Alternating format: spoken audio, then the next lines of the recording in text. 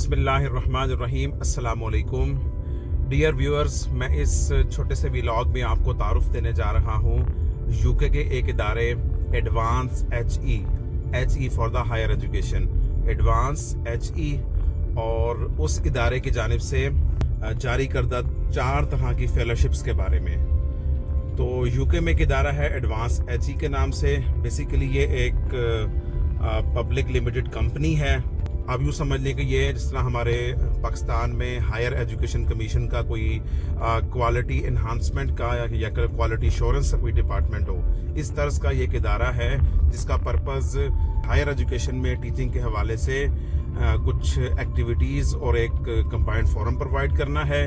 और इसकी जो मैं स्पेशली बात करना चाह रहा हूँ फेलोशिप्स की, 4 तरह की फेलोशिप्स अवार्ड करता है टीचर्स को, जिससे मैं एक लिहाज से टीचर्स अपने करियर के किस लेवल पर हैं और किस तरह की अचीवमेंट्स कर चुके हैं उनके बारे में फेलोशिप्स प्रोवाइड करता है।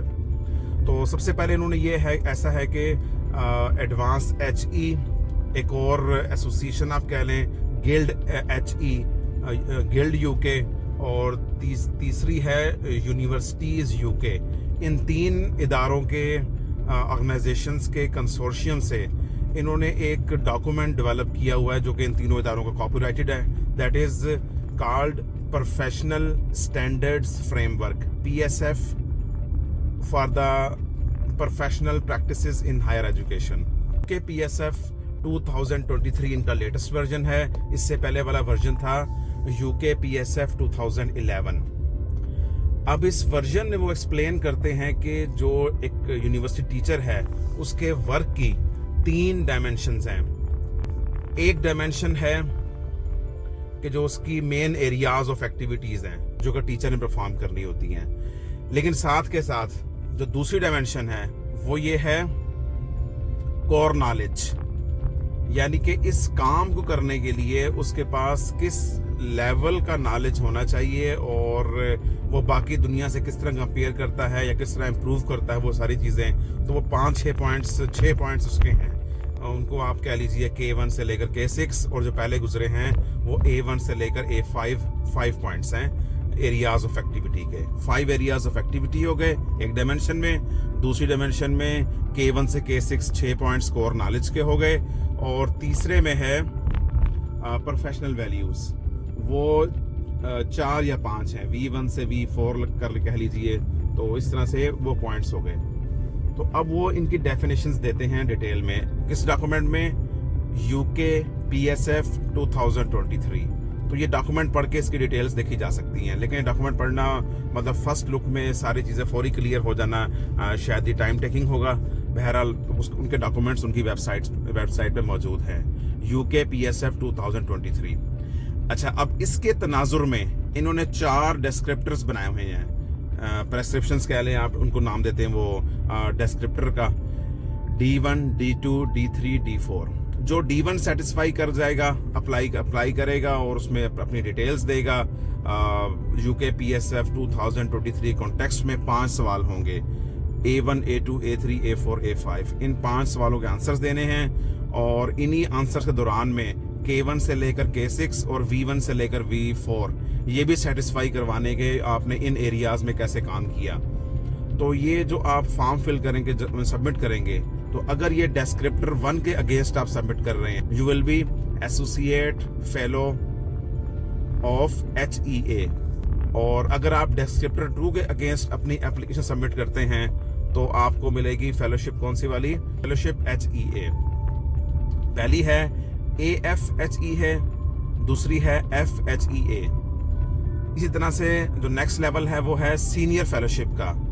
अगर उसके लिए आप डिस्क्रिप्टर 3 के अगेंस्ट अपना फॉर्म सबमिट करते हैं तो आपको मिलेगी senior fellow SFHEA, senior fellowship मिलेगी आपको। इसी तरह से डिस्क्रिप्टर 4 है प्रिंसिपल फेलोशिप का, वो उसमें डिस्क्रिप्टर 4 के अगेंस्ट आप अपना फॉर्म सबमिट करेंगे। यानी आप पहले से बताएंगे कि आप कौन से डिस्क्रिप्टर के against, D1, D2, D3, D4। दूसरे लफ्जों में आप एसोसिएट फेलोशिप, सीनियर फेलोशिप या प्रिंसिपल फेलोशिप किसके अगेंस्ट अपना फॉर्म सबमिट कर रहे हैं। इनकी फीसेस भी हैं, ये आप उनकी वेबसाइट से कंफर्म कर सकते हैं, वो फीस ही पे करनी होती है। एडवांस HE के पास बहुत सारी यूनिवर्सिटीज़ ऑलरेडी रजिस्टर्ड हैं, हमारी यूनिवर्सिटी भी हो सकती है। तो उस केस में हम यूनिवर्सिटी के थ्रू उन्हें केस भेजेंगे, और अगर यूनिवर्सिटी रजिस्टर्ड नहीं है तो हम इंडिविजुअल के तौर पे भी एप्लीकेशन सबमिट कर सकते हैं। जो पहले मैंने सारा कुछ बताया है वो इंडिविजुअल्स के लिए ही है।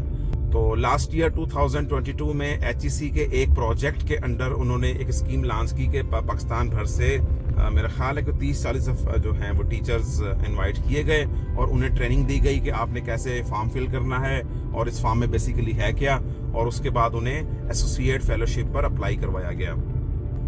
तो और उनकी फीसेस गालबन HEC ने उस प्रोजेक्ट के थ्रू ही पे की थी। तो उन टीचर्स को फिर एसोसिएट फेलोशिप मिली वहाँ से। उसके बाद मैंने उसी से इंस्पायर होके जब मैंने HEC रब्ता किया तो मुझे मालूम हुआ कि वो तो कोई बाकायदा स्कीम नहीं है इस चीज़ के लिए, बल्कि एक प्रोजेक्ट के अंडर एक थोड़ी सी विंडो क्रिएट हुई थी जिसके ज़रिए से उन्होंने उसकी फेलोशिप्स एसोसिएट फेलोशिप्स के लिए अप्लाई करवाया गया। तो फर्दर कोई एज सच कोई कंटिन्यू नहीं है, अब तक की मेरी यही मालूमात हैं। तो फिर मैंने एज एन इंडिविजुअल मैंने अप्लाई किया डिस्क्रिप्टर 2 के अगेंस्ट। अच्छा, उनकी वेबसाइट पे एक इंटरेस्टिंग चीज़ पड़ी हुई है। तो आप उनकी वेबसाइट पे वो एक ऑटोमेटिक फॉर्म है वो फिल करते हैं, क्वेश्चनियर है वो फिल करते हैं, तो वो आपको ऑटोमेटिक एक रिजल्ट जनरेट करके देगा कि उनके हिसाब से जो ये आपने जो आंसर दिए हैं, इस आंसर के तनाजुर में देखा जाए तो आप कहाँ फाल करते हैं, एसोसिएट फेलोशिप के लिए, सीनियर फेलोशिप के लिए या प्रिंसिपल फेलोशिप के लिए। तो उससे आपको एक स्केच मिल जाता है कि आप कहाँ पे फॉल करते हैं, और फिर अकॉर्डिंगली आप जो उनका एप्लीकेशन प्रिपरेशन पैकेज है वो रेलिवेंट जहाँ पे आपका इंटरेस्ट है वो डाउनलोड कर लें, एसोसिएट फेलोशिप वाला या फेलोशिप वाला या सीनियर फेलोशिप वाला या प्रिंसिपल फेलोशिप वाला। तो उसमें फॉर्म भी होगा और फॉर्म को फिल करने की मुख्तलिफ गाइडलाइंस और रेलिवेंट डिटेल्स काफ़ी ज़्यादा वहाँ मौजूद हैं। तो आपको उस पर टाइम स्पेंड करना पड़ता है। मेरे ख्याल में इसको अच्छा फिल करने के लिए आपको 1 मंथ स्पेंड करना चाहिए। जो रेलिवेंट डॉक्यूमेंट्स हैं वो स्टडी करें, कुछ रिसर्च पेपर्स जो अच्छी एजुकेशनल प्रैक्टिसेस के हवाले से वो स्टडी करें, उनके रेफरेंस के साथ आपको फॉर्म फिल करने पड़ेंगे। तो ये जो है एक मेहनत तलब काम है, और मैं आपको ज़रूर रिकमेंड करूँगा कि आप इस मेहनत से ज़रूर गुजरें, और इसी गुजरने के दौरान ही आप बहुत कुछ सीखते हैं। लिहाजा अपना फॉर्म खुद फिल करें, टाइम लगाएं इसके ऊपर, और जो उनकी गाइडलाइंस हैं उन्हें फॉलो करते हुए एक्टिविटी की जाए तो कुछ ही अरसे में आप ये फॉर्म अच्छा फिल कर पाएंगे। और लेकिन इस सारे प्रोसेस में आपको अंदाज़ा होगा कि दुनिया की नज़र में हायर एजुकेशन है क्या।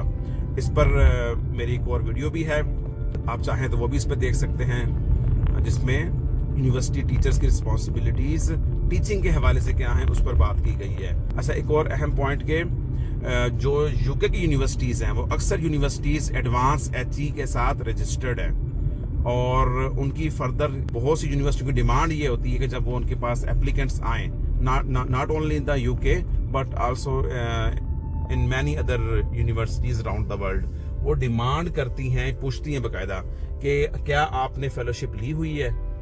यानी एक तरह से ये एक ऑथेंटिकेशन हो जाती है, एक्रीडिटेशन हो जाती है कि जो टीचर है उसको अपने काम से मुतल्लिक जो बहुत सी डायमेंशंस और हर डायमेंशन में जो मुख्तलिफ पॉइंट्स हैं उनके बारे में, उन लेवल्स के बारे में, उस वर्सटैलिटी के बारे में आगाही हासिल है। ये इस बात की तसल्ली हो जाती है इस चीज़ में। और जो सीनियर फेलोशिप है या प्रिंसिपल फेलोशिप है, इस पे जो है वो वही टीचर जा सकते हैं मेरे ख्याल में जो एक अच्छी इंतज़ामी पोस्ट पर रहे हों, कम अज़ कम HOD या डीनशिप या VC-शिप।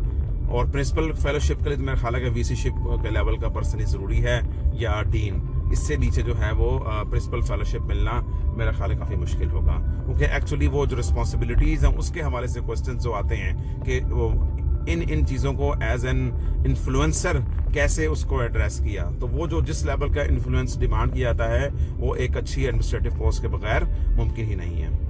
बेस्ट ऑफ लक, अस्सलाम वालेकुम।